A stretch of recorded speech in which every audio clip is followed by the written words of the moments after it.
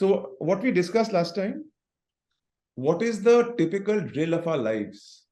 What is the reality? The reality is that all our efforts that we do in our lives, all the efforts that we make is essentially for one thing, the success, the recognition, the identity, the status, a house, fortune, multiple gadgets. And, we've realized that at some point in life that we've got everything, but we realize that we haven't got something that we want the most dearly. जो हमको मतलब सबसे ज्यादा चाहत होती है, वो चीज हमको नहीं मिलती है. मतलब एटलीस्ट हमको वो एहसास होता है कि we don't have that. So our life typically goes on a phone, a car, clothes, pens, gadgets, different houses in multiple cities, holidays, सब कुछ होता है, So we go on, we spend some time in solitude, like Harpreet, you said, we do a session once a week. Once again, we go back into our same worlds. We go back into our same worlds and we experience the same thing, the restlessness, the apurnata. So हम ये realize करते हैं जो हमें चाहिए था, कभी-कभी हमको लग रहा है कि हम पास आ रहे हैं, लेकिन फिर लग रहा है कि हम बहुत दूर जा रहे हैं. That's a typical situation that we encounter in our lives. And yet, we get dragged into the same routine. So what Swami Vivekananda is saying, ये हमने पहले भी बोला था, and so with our intellect, we feel we must know about the mysteries of the universe. So there is this tremendous longing inside which tells us that we need to know, we need to kind of move on to a different path. But he's going on to say, a few steps and we face adamantine walls, beginningless and endless, time that we cannot surmount, a few steps and a wall of boundless space that we cannot climb, and the whole is bound irrevocably by cause and effect.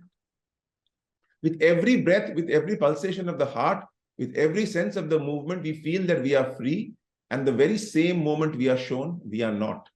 We are nature's born slaves in body and mind, in all our thoughts, in all our feelings, and this is Maya. So this is happening because of only one thing. Why is this happening? This is happening because the background knowledge that we have is not correct.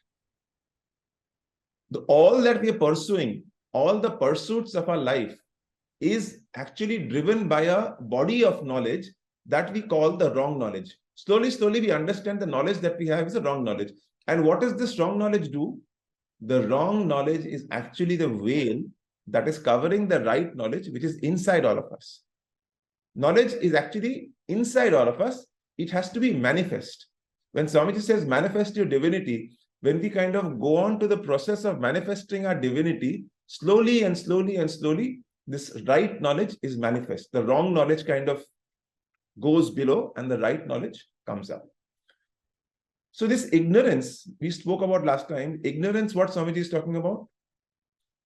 This whole thing of going outwards and outwards when a center of gravity shifts outside of ourselves and we pursue everything that is outside, the conversations, the dinners, the parties, the gadgets, the success, the name and fame, is what? This is called avidya, right? So we are trapped in the cycle of avidya, karma and karma. And Swami Vivekananda talks about this as the, what did you talk last time? Hypnosis. This condition is called hypnosis. This hypnosis condition happens because of ignorance. Because of ignorance, we are hypnotized into thinking that the world is real.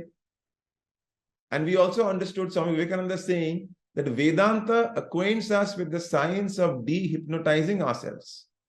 Swamiji says, take off the veil of hypnotism that you have cast upon the world that send out thoughts and words of weakness unto humanity. Whenever we are hypnotized, we experience the one feeling that kind of is the cause of all our problems is weakness. All the insecurities, all the tensions, all the anxieties come into our heart because we don't have spiritual strength.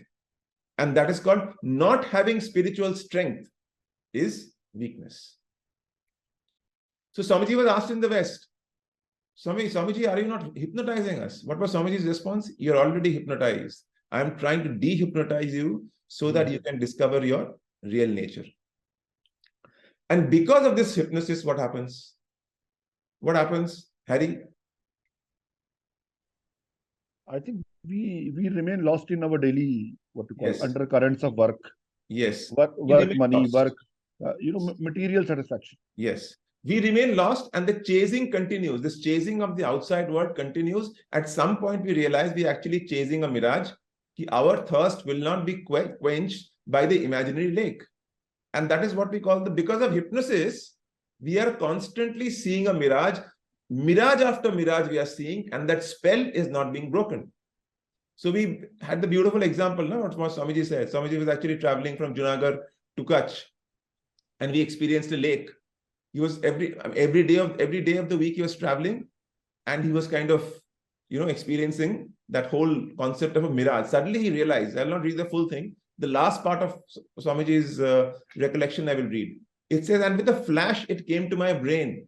This is the mirage about which I have read all my life. And with that came also the idea that throughout the whole of this month, every day, I had been seeing the mirage and did not know it. The next morning, I began my march. There was again the lake, but with it came also the idea that it was the mirage and not a true lake.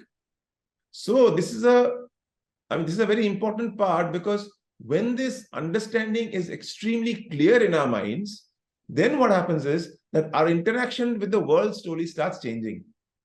We understand that everything that we see is unreal. So we are a little more nuanced about our interactions with the world. So how does this interaction change? This interaction, first of all, it comes with knowledge. With knowledge, what we must do? We must strive to bring in a spiritual orientation in our lives. When the spiritual orientation comes in our lives, what happens? Only through spiritual orientation, we can go beyond the trap of avidya, kama, karma. And karma.